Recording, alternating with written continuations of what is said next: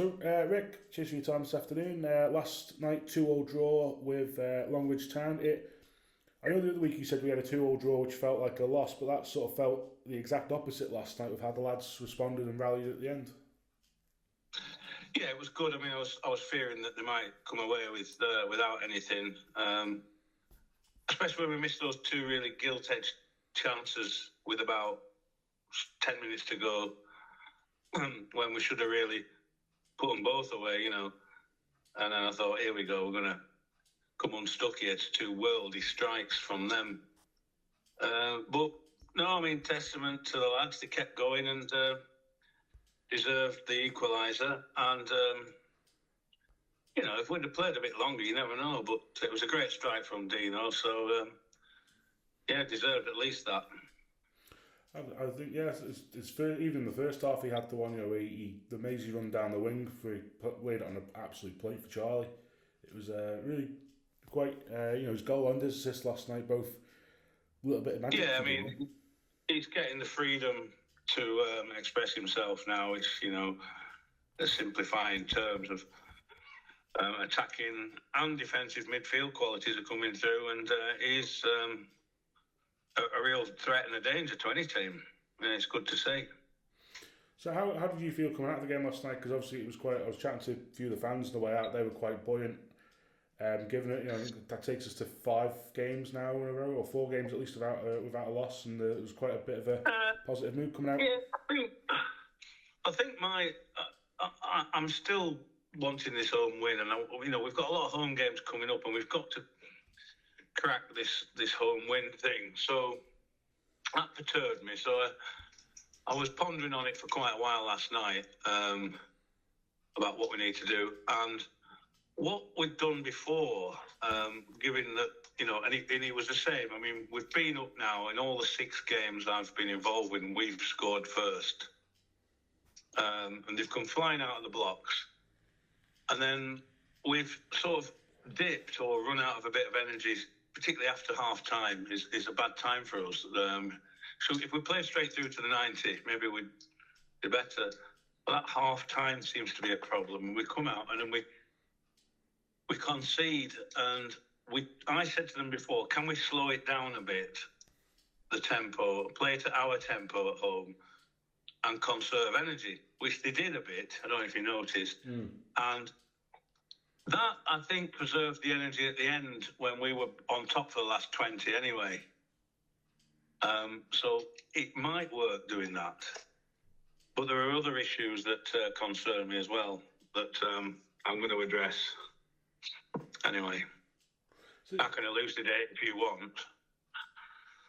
Well, it's as much as you want to go into. I know you've changed up the training schedule a little bit at the minute, so they've moved to sort of splitting them sessions up, and everything's down Castletown as well now, I believe, isn't it? Is it Monday or Tuesday? Monday and Wednesday night, is it? You've split to?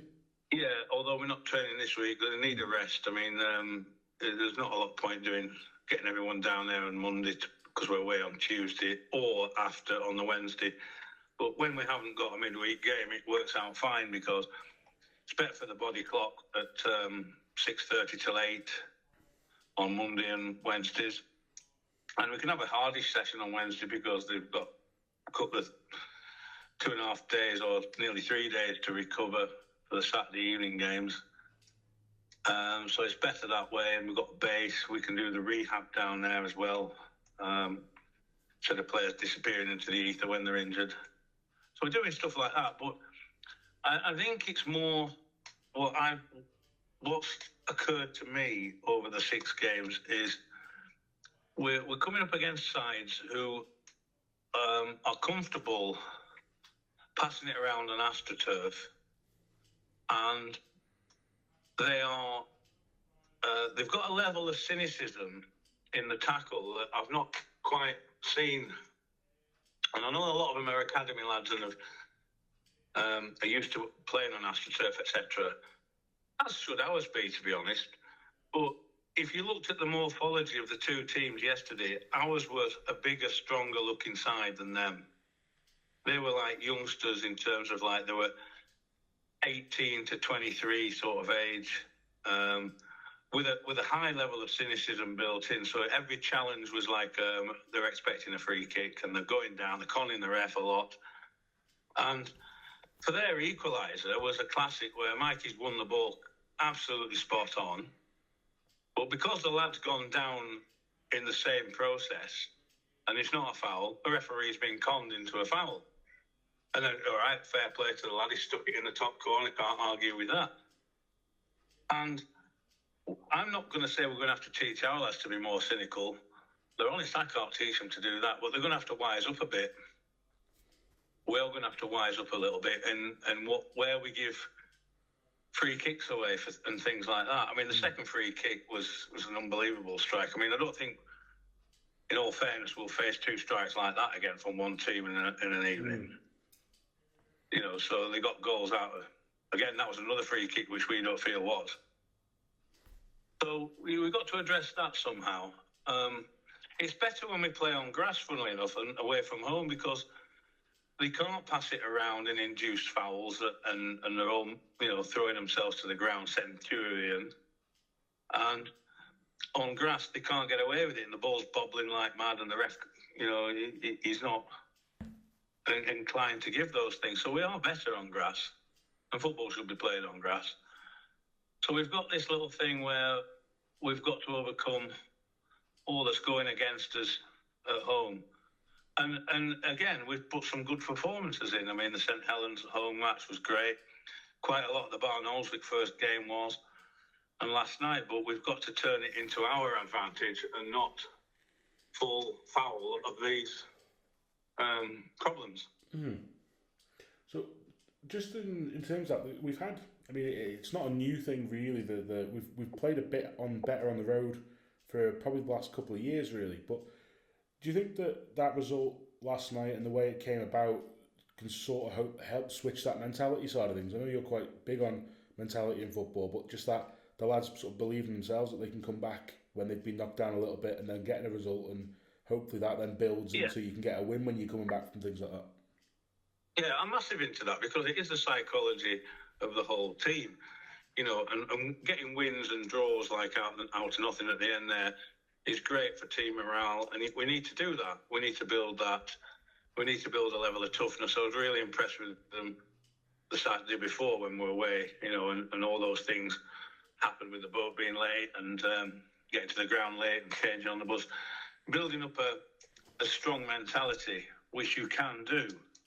And you can see they're pulling for each other, and they were buzzing after, so it did feel like a win when they got that goal back because, you know, I'm into more the subjective stuff of football and the technical side.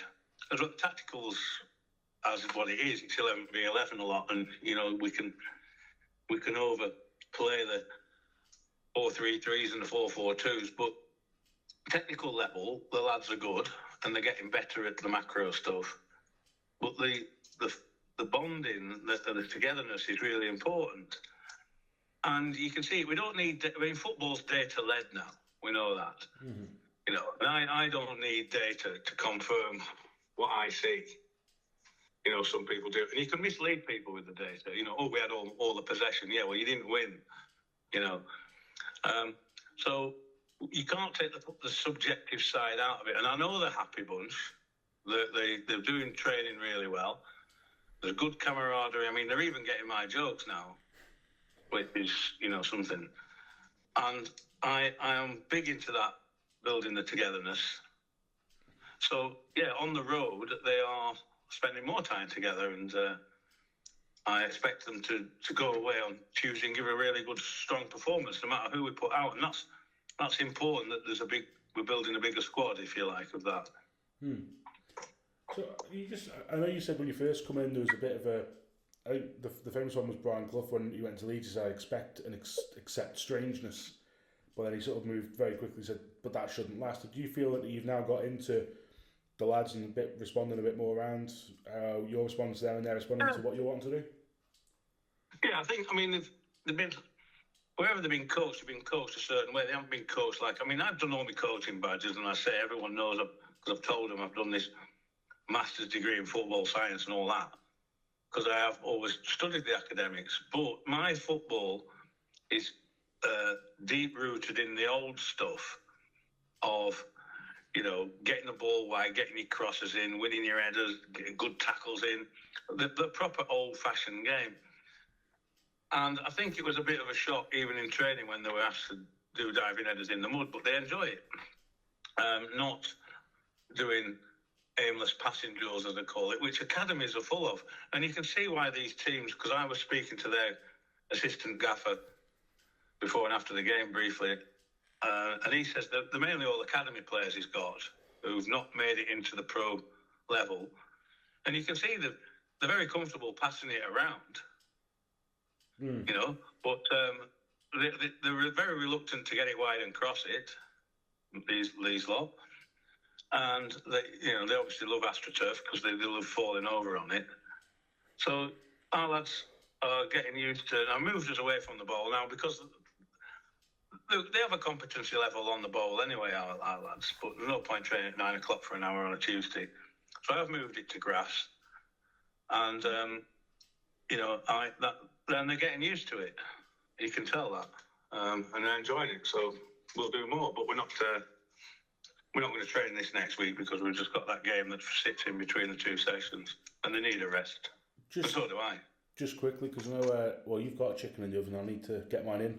But so just quickly looking ahead to Tuesday, what are your because it's not a team we've met before. It's a new sort of ground, even people visiting. What are you hoping to take into Tuesday out of last night's game? Well, again, we'll build the siege mentality. It's a late kick-off, so we're going over there. We're going over there to do a hit and run job. Let's go in there and go in and raid them and come away with the spoils. So it'll be uncompromising. I'm looking for.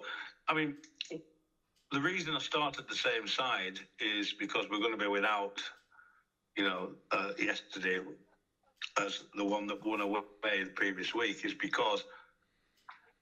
Some of our big players, like Alex Maitland and Carl Clark, can't make the Tuesday night, so it's the same mob. So I want them to get used to it and earn the shirt and build this big squad. So we're going over there, no matter who we take, with that, let's go and do a job, At the end of the day, it's all about winning,